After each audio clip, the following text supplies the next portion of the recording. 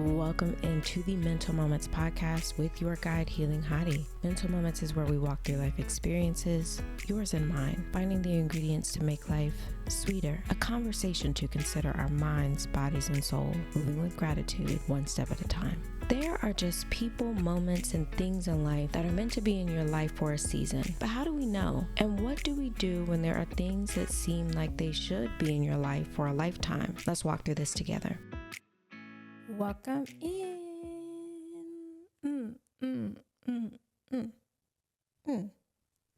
How are we feeling today? I really want to know, so make sure that you drop it in the comments. Mental Moments is a conversation, honey, and today we are talking about the things that felt a little broken, felt a little detached, felt a little like I'm going to take space away from that. But it's been resting on your heart. It's been something that you want to reconsider, revisit, and you're considering if it is worth repair. And I'm here to tell you that it is and how to walk through that. So let's jump on in.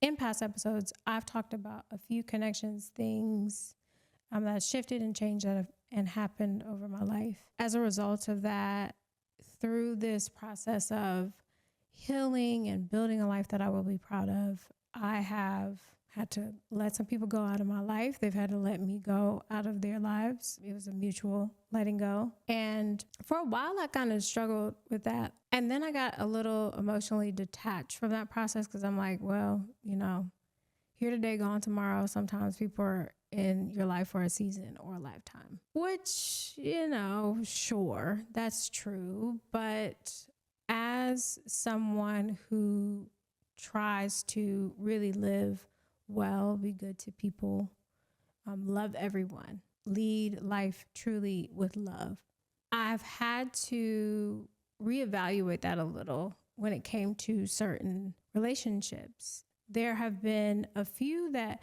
have kind of severed. I've had to really think through and reconsider. Maybe we needed some time apart, but is there a space? Is there a way? Is there a moment in time where either those things, the things that have happened, don't matter?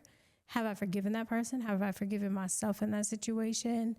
And what could it look like moving differently? I have many examples, but the one I'm going to choose today is actually the one with my editor. So let's rewind from where we started and how things got to a space and where we are now. So I'm laughing because where I am right now, I would not have Mental Moments podcast without him if this did not happen, right? So let's back up. So in the last episode, I mentioned that I worked for a startup, and this is actually where I had met him. Now, when I started that job, I was working in the customer service department, and he has always worked in the IT space, but we were at different locations. And so I got transferred to their other location. The locations were very close by. One was just over the line in Maryland, and then the other was in DC proper. And we were just hey, cool, whatever. Now, I will also say this job was very tense and stressful for a time. It actually no longer exists, the company. But the department that I worked in attached to the warehouse location, and he worked down in the warehouse. The customer service department was upstairs from that. And when I tell you, this place was messy boots, okay? It should have had its own reality TV show. There was always something crazy going on, always something messy going on. So was I engaged then? I think not long after, maybe a few months after I started that job, I was engaged. Naturally, when you work in a stressful environment, you can kind of bond to your coworkers, or you just bond period with your coworkers. And so very quickly, my coworkers in the warehouse department, we became pretty cool. And some of them I even invited to my wedding. But at this time, me and my editor were not very close. His name is Kyle. We were not very close. We were just it was a kind of a high and by sort of situation, I wouldn't have to engage with them too much. So now, I get transferred to the DC location. He gets transferred to the DC location. They're getting ready to close down that warehouse. Now a group of us, we would spend our lunches together. We would sit in the lunchroom, the kind of cafeteria. It was like an open office design. So it's very easy to like mingle and connect and all those things. And we would sit at that lunch table and cut up for like hours the other day. We would get our work done, but we would cut up. And so now, we're all starting to bond and that kind of thing. But for the men at the job, I didn't necessarily I would kind of keep them at arm's distance because the person I ended up marrying didn't dislike them, but wasn't too fond of me building too many outside relationships. So we kind of kept at a distance. And so I didn't end up inviting the men to the wedding. And that was kind of strike number one for me with him. This friend was like, dang, I thought we were getting cool. Like, I ain't getting no invite. And I was like, dang, we were still getting to know each other at the time and whatever. So now fast forward through these lunch conversations over the years, we ended up starting a podcast together. And the podcast, it did okay. It was beautifully produced and ran, and we had a flow and it was funny. I think you might be able to watch some episodes of past things, but it was a really good time. Here's the other thing that I've now learned over the years, that you can't do business with everybody, especially me. I do business in a very different way than some people. And when you're with your friends and even your family, when you're in a very relaxed approach and there's no obligations and the connections, and now there's suddenly deadlines and things to consider and all these things, you got to have meetings. It became less fun. It became less fun for everybody. And so because now I'm seeing it one way, it was two different guys that were on the podcast. They're seeing it another way. The other thing is, and I think I told him this, not in the moment, but afterwards, is that my then husband was not very fond of this podcast because I was growing and moving and shaking, and I wasn't really trying to wait on him to get ready to start our YouTube together. And the idea came along, and I was like, well, I kind of want to do this. Not saying we can't do our YouTube, but I kind of want to do this thing. And he just was not fond of that. And there were so many other issues. And again, I've told it here, but I don't know that I will ever get too deep into that relationship. But that was one of the things. Outside connections with him were very just it was always a argument. It was a little bit of a pushback when it came to other people, except for a select few. Now we do this podcast and we're not really seeing eye to eye. Also, the whole friend group kind of got disjointed for a little while because this work environment, it wasn't very healthy. And in some situations, we worked in the same department. And so a lot of us were up for the same jobs. Our roles could be cut at any moment, that kind of thing. But we went through a very shaky time. And so through the podcast, business disagreements, we parted ways. We took some time away and we didn't talk for several years there. And, other people would just kind of ask us, what's going on? What's the issue? It got to a place that it didn't need to go. So now years have passed. I've gotten divorced. I've moved back to North Carolina and all these things. And I kind of stay in touch, but we're not really kind of talking or whatever. As life would have it, I go through the process of buying my car last year after my car broke down. So I buy a new car and I hear from him, and he's just man, keep going in what you're doing, because that really just resonated with everything that I'm kind of going through. And I was like, oh man, it's great. Now fast forward, right? Had I just kind of closed off of we didn't really end in a great spot. We ended up having a kind of conversation. We haven't remained super in touch.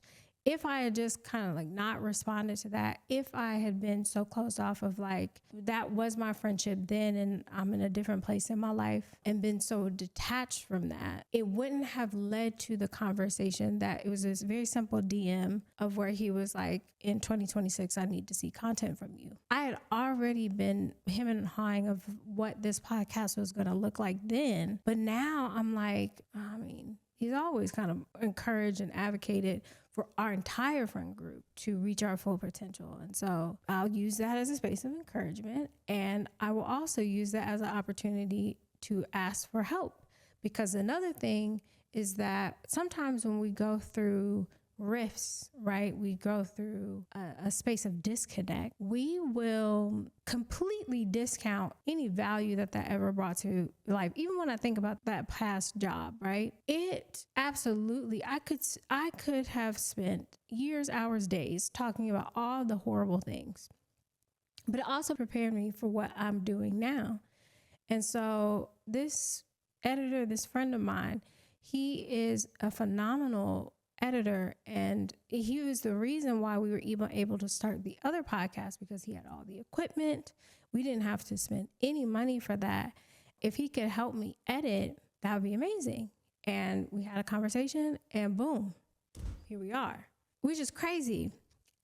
But it's important for me to call out is that when you have gone through a space and time in your life where you have experienced a relationship rift, depending on what the person has done matters here too, because I don't want to discount that. But when you sit back and you think through all the things that occurred on both sides without bias where you can help it, like really thinking about the facts of the situation, what really happened. And in this particular scenario, what happened was we worked in a very unhealthy, toxic environment where anything that had to do with labor, what had to do with decision making, just felt heavy. And this is not just unique to me, like everybody felt that there. It was so hard to just like be encouraged and do life outside of that job without a whole lot of alcohol and cussing and whining and complaining. It felt very hard to do that.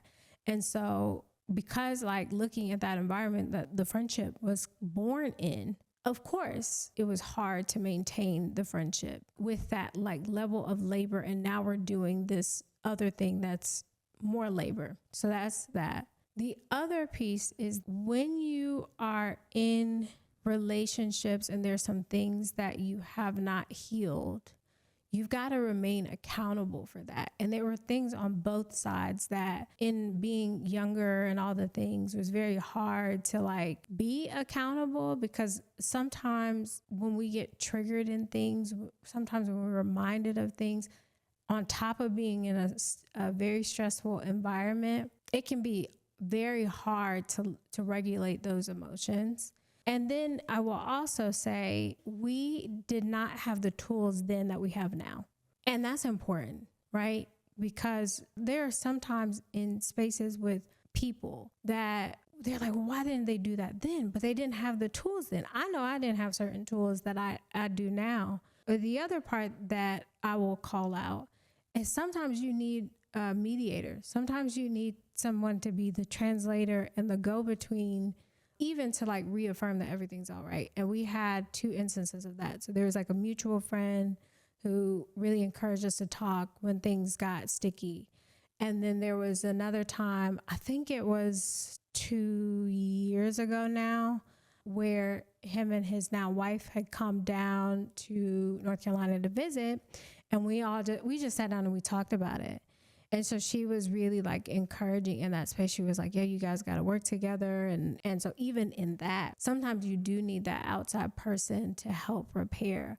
But how I knew that it was worth repair, not because he could help me edit this podcast, but for many years, for many instances, he has always been like a great voice of reason. I truly value platonic relationships where I don't feel like I'm being used, but it's mutual, it's balanced, where I am respected, and relationships with men where they're not seeking to get anything from you in a sexual sense. Like, it has never been that.